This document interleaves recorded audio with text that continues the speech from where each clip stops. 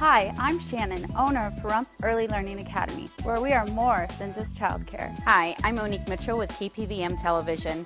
My children attend Pella and they love it. The curriculum they have is pretty amazing, and my children learn what they need at their level. Not only are the children learning, they're having fun, and that's what matters. I like Pella. They help you with your homework, and it's fun. Give us a call today to tour our facility at 751-5335.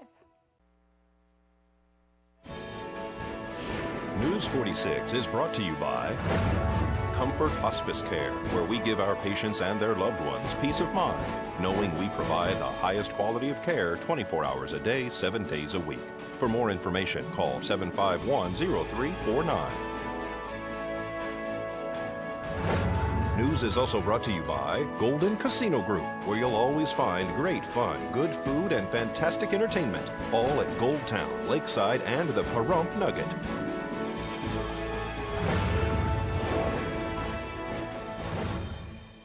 Tonight on News 46, an award is presented to a veteran.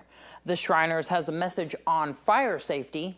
And Nevada Public Auction is having a huge sale. News 46 starts now. You're watching KPVM News 46 with Deanna O'Donnell.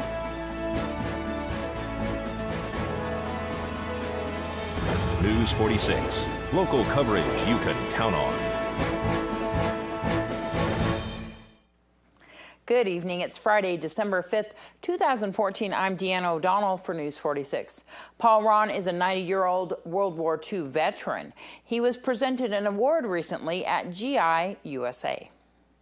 Oh, well, what happened is Cindy and George contacted me about Paul. He was looking for his 36 Combat Engineer patch and was having an issue with it. So I contacted the 36 Engineer unit at Fort Hood, and unfortunately I missed them by a week. They just cased the colors to head to Liberia. So I worked with Cindy and George to obtain some patches, and I looked into the history of the 36 Combat Engineers and had found out that they'd actually earned the Presidential Unit Citation. So we acquired one of those for Paul with the citation itself to present to him. For the 36th Combat Engineer. By the direction of the Secretary of the Army, the 36th Engineer Combat Regiment is officially commended for exceptional, meritorious, and distinguished service in support of American and Allied armed forces in the North African, Mediterranean, and European theaters of operation during the period November 1942 to May 1945. Throughout this period of rigorous combat duty, the 36th Engineer Combat Regiment demonstrated exemplary combat engineer efficiency and outstanding performance. Sicily, Salerno, Anzio, or southern France, completing extremely difficult engineer tasks while under enemy fire, or temporarily fighting as infantry when the situation demanded. Gallantry, versatility, and determination were the hallmarks of the regiment. The superior accomplishment and exceptional performance of the brave soldiers of the 36th Engineer Combat Regiment were in keeping with the finest tradition of military service and reflect the highest credit upon themselves, their unit, the United States Army Corps of Engineers, and the United States of America. Given under my hand in the city of Washington this 12th day, January 1989, the Adjutant General. So with that, Paul, I'd like to go ahead and present you with that, as well as this right here, which is very well earned and deserving at this time. I appreciate it very much. I appreciate it. Oh, the award was, it was surprising that that it was there, and it was. I don't want to brag about it, but it was particularly designated for H Company, which I was a part of, and it was made that especially, important to me and gratifying. You must have so many stories. Have you had a chance to tell people about them? Have you had a chance to hear what he's been through? Because no, and that's one of the things is why I wanted him to come here, is because they do have a lot of stories. And unfortunately, as Paul said, there's 28 members of his unit left. Yeah. World War II population is getting slimmer and slimmer, and it's part of our history. And a lot of the kids don't get the chance to talk with and hear it firsthand. And so to me, to be able to bring a World War II veteran, Vietnam era veterans here so the kids can listen to it and understand why we serve, and what a lot of us went through during that time frame. Congratulations once again to Paul. We also want to thank Matthew Braun for providing us with that awards presentation footage from GI USA.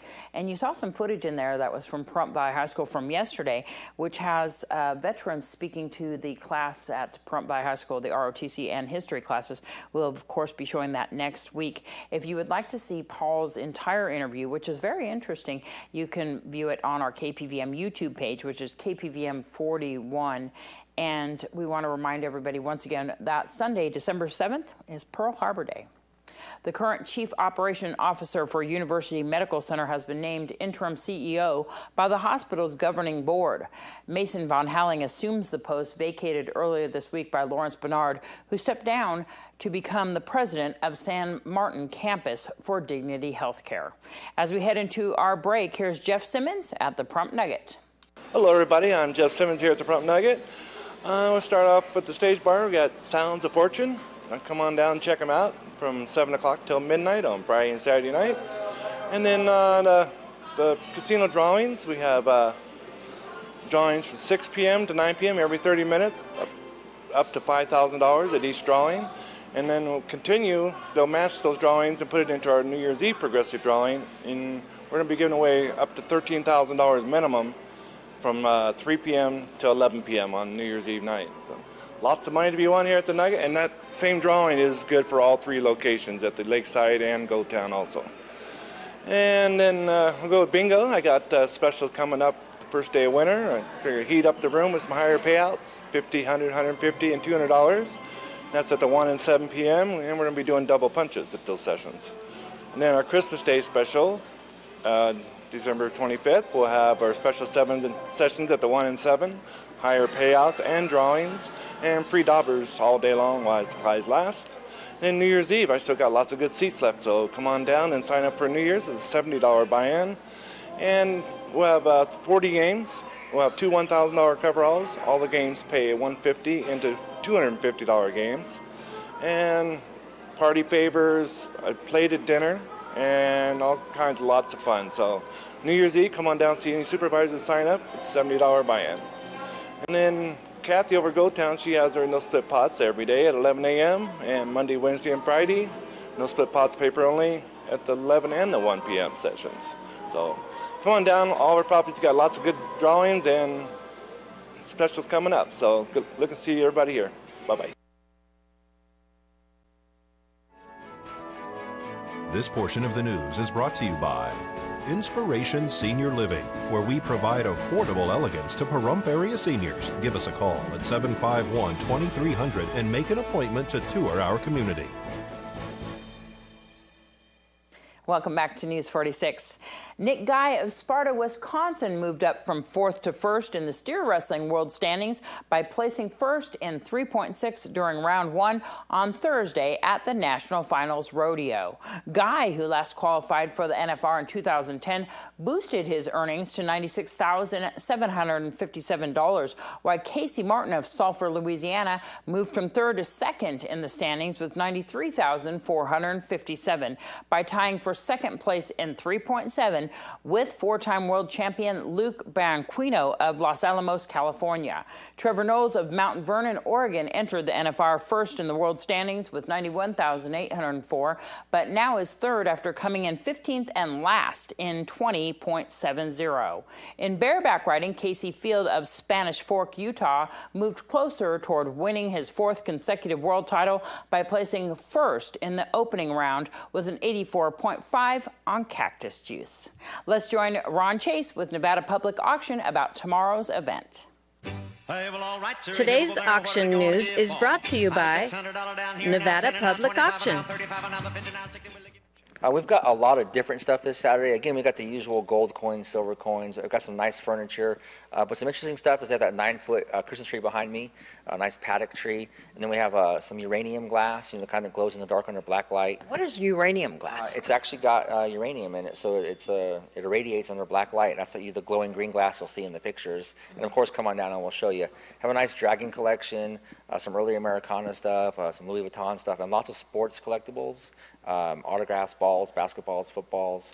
Yeah, I noticed that you've even got some records that are collectible, and I think it's a platinum Chris Christopherson record up there. We do. There's some vintage records up there, and like I said, there's some nice like a wall display of a record there. And unfortunately, I get some of these things confused because we have 3 big auctions for the next 3 weeks, so I don't remember what's exactly in each auction. Yeah. But yeah, you've got some nice old African effigies over there. And we've got like a lot of neat stuff. The lamps, like the peacock lamp and the hobnail lamps. There's just a lot of gorgeous, gorgeous stuff in here. I love the jewelry. Lots of nice jewelry, lots of turquoise, sterling silver. Again, there's so much amazing stuff. You need to come down and take a look. Definitely a place to go Christmas shopping. Absolutely. It's a fantastic auction this week, and you really need to come take a look at the stuff. So, for a preview, Saturday morning, you open at what time? We open at 9 o'clock Saturday morning, so you can come take a look at all the stuff, and the auction's at noon on Saturday. And you're located? We're at 800 Margaret Street. The phone number here is 751-4867, and there are some pictures online at auctionnv.com. Today's auction news is brought to you by Nevada Public Auction. There's some good stuff down there at Nevada Public Auction. And I have to say, some of those pictures that Darby took, I might be a little biased, but they're pretty cool. Lieutenant Steve Moody with Pahrump Valley Fire and Rescue spoke to News 46 about holiday fire safety. Smoke detectors have a little laser in there that goes in and blocks, and if the smoke goes up there, it goes off. Most newer homes, if one goes off, they all go off. They're hardwired and battery backup. All right, that's most resident homes. The older homes, the modular homes, like just have the regular battery ones. We just changed our clocks the last couple weeks, right? So all the batteries should have been changed already. So twice a year, right? Twice a year. So if you haven't changed the batteries, make sure that you change the batteries on those, the little 9-volt square batteries. If you have a problem changing them out, if the ceiling's too high or you elderly need help, go ahead and call us at 775-209-5882. We'll be more than willing to take the engine out there, help you change the smoke detectors and batteries and make it all safe. Then the carbon monoxide, those go out, I believe they have a lifespan within about 3 to 5 years. If you have a carbon monoxide detector and it starts going off, immediately go outside the house, call 911, early notification, and then we will take care of. Go in there. We have the detectors. Guys wear their SCBAs, their full turnout gear. Go in there, monitor the system.